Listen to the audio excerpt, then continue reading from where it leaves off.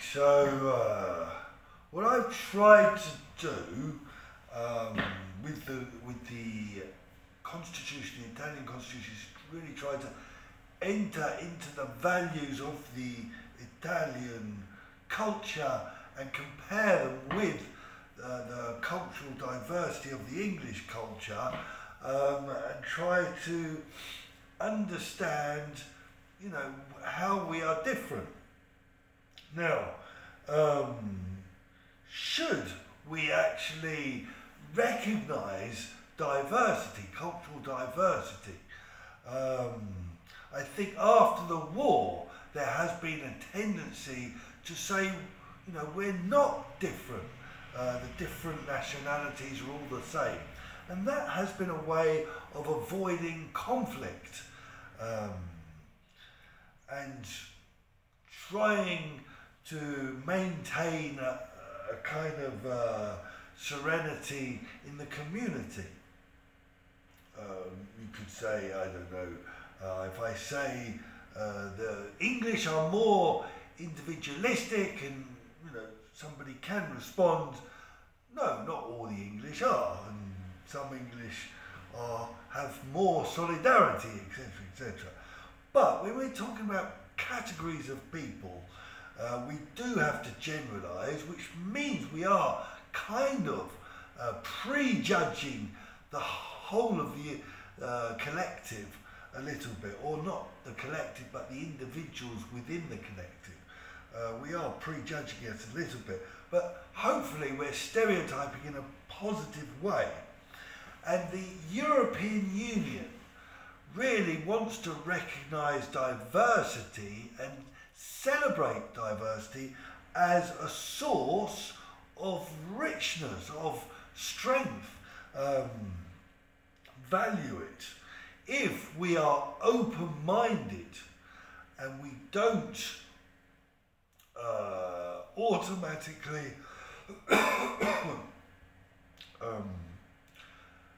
question whether another perspective, another cultural way of doing things is right or wrong, then it can be. We can learn from each other, we can expand because we're different. If we're closed-minded, that diversity, if we recognise it, can cause tension and conflict. If I think I've spent half my life in the United Kingdom and half my life in Italy, I do see the world through English eyes, but also Italian eyes. I've expanded from this integration into a diverse culture. So I think we can benefit very much from seeing this diversity, recognising it. The European Union slogan is United in Diversity, and they try to protect it, protect cultural patrimony, but also encourage the integration. You know, in schools they want students to learn all these languages, they want schools to exchange and do Erasmus projects, etc., which will help enrich with the diversity, this diverse cultural diversity. So where does this diversity really come from?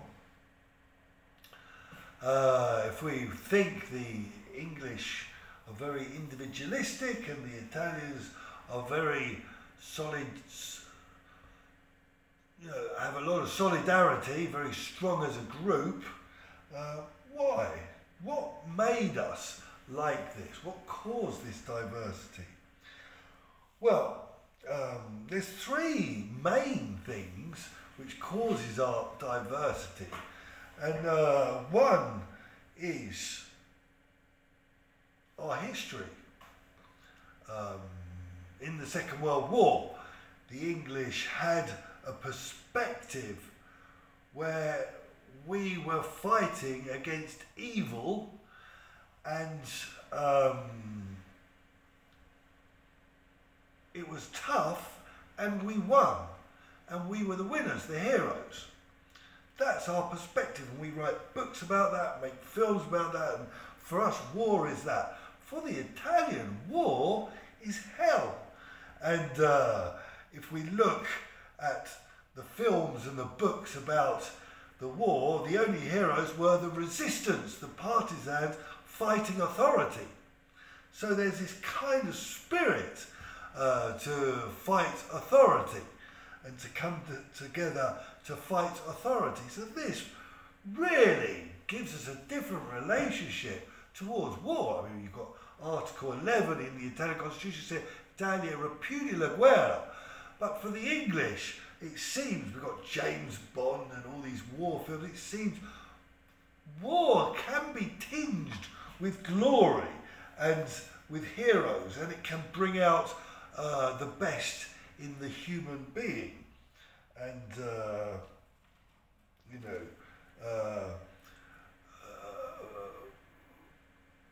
help us, bring us through the most unimaginable hardship to reward us with victory. And for us, we see it in a completely different way. So I think our history is so diverse, and it will give us a different emotions towards very important things. Reformation, for example, was very important for the English mentality. It really created this individual relationship with God, where we ourselves decide with our heads what the Bible is about, and to talk directly to God instead of through priests. So things like that. So history is incredibly important. We didn't have fascism, or wasn't recognised as fascism as the Italians was. So this will bring out a very different character, cultural characteristic. Another thing is the position in the world.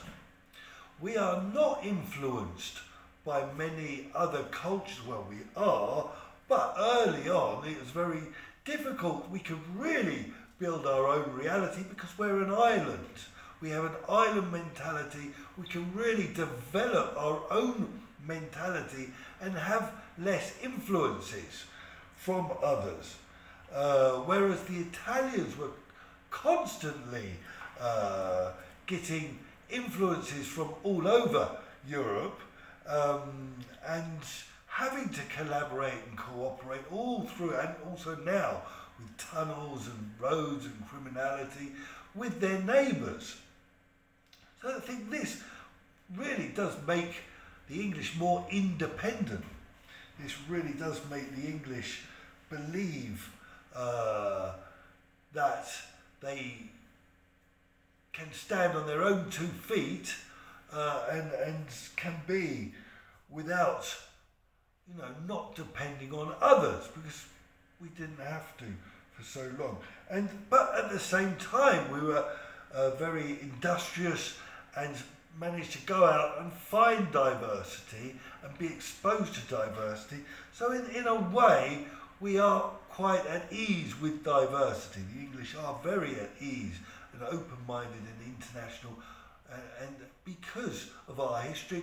But when it comes to creating a reality at home, it can be a very monoculture, not so diverse.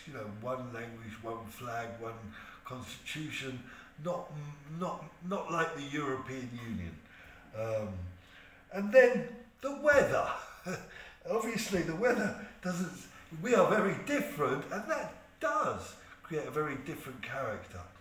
The Italians are more social, and being warm and friendly, the weather's very pleasant, they will be able to go outside their houses and communicate and have a communal environment much more than the English, who had to suffer, the English winters and hide in their carpeted and curtained houses and thick walls, and generally suffer, get used to having a stiff upper lip, having to be very industrious and build lots of protection to live in such a harsh environment.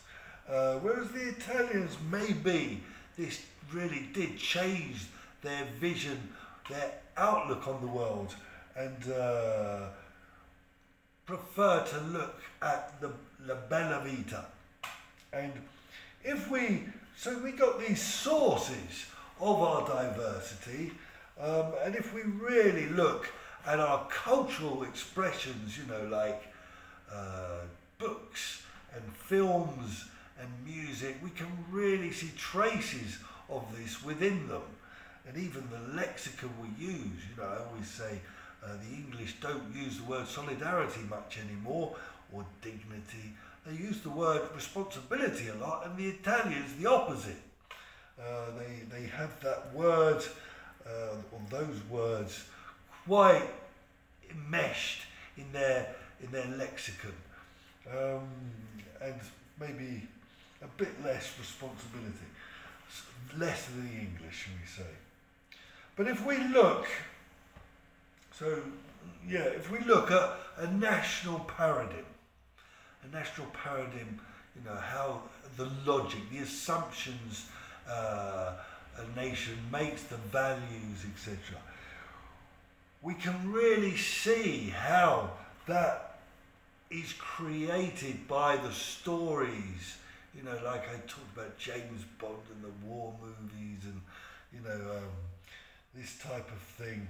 Maybe in America you've got the American movies, the good is really good and the bad is really bad, and the good always overcomes the bad, and the bad's very ugly and the good's always beautiful, and success is always making lots of money, etc., etc. You can see the American dream inside those films, that kind of common narrative they have in their books and films. So we've got these stories, and then in our symbols create our paradigm. We can see, the royals in England demonstrate we are at home with privilege.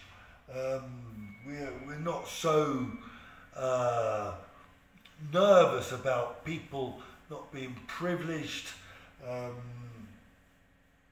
And then the organisation, the Italians have got this very big state because they want the state to do a lot. Article 3, remove the obstacles which impede the progress or development of the individual. So they need a big state, whereas we have a very small state where people can feel very free to start a business and sack people and take people on, and to act very free and not be controlled too much. And then you've got power. The power comes from the top down in England, the parliamentary sovereignty, this idea that the parliament has the power, this perception, it has the power, very different with the Italian constitution, says the sovereignty belongs to the people, and the people have that sense that they are questioning authority and ready to protest and mobilise if they feel that authority is abusing them in any way.